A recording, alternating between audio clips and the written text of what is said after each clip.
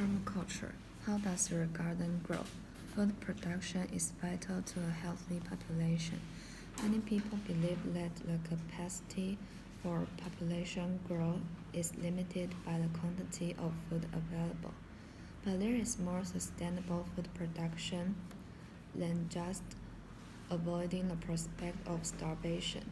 You must also work the land to boost its productivity without reducing its vitality. Doing anything else would be extremely short-sighted.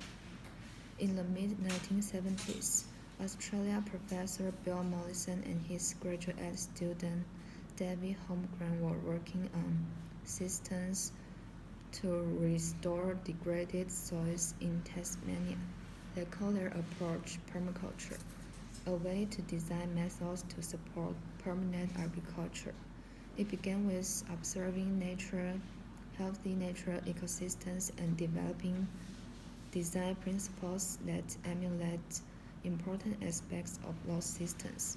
Today, permaculture is a design philosophy, not just gardening and agriculture, but also architecture, community design, and even money management. It can be expressed in 12 principles that help place different elements together to support and sustain one another. It draws on scientific observation and research, as well as traditional wisdom and practices. When Bill Mollison published his second book on permaculture, a reviewer described it as rebellious. Mollison agreed because permaculture means cultivating your own food and living a sustainable life. You don't need a lot of land to practice permaculture. Small spaces on rooftops or in urban landscape can be used to grow food.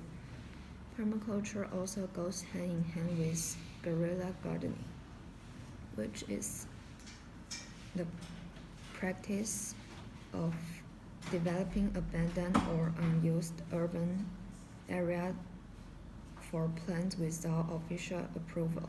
But permaculture doesn't have to be rebellious. It is intended to be efficient and sustainable as well as aesthetically and socially pleasing.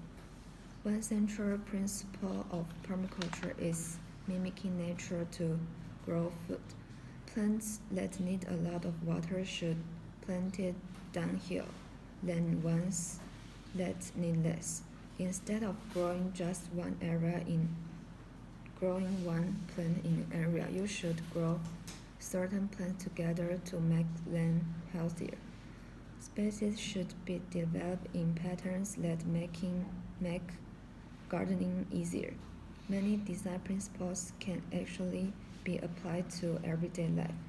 It stresses observation, valuing diversity, reusable resources, and integration rather than separation.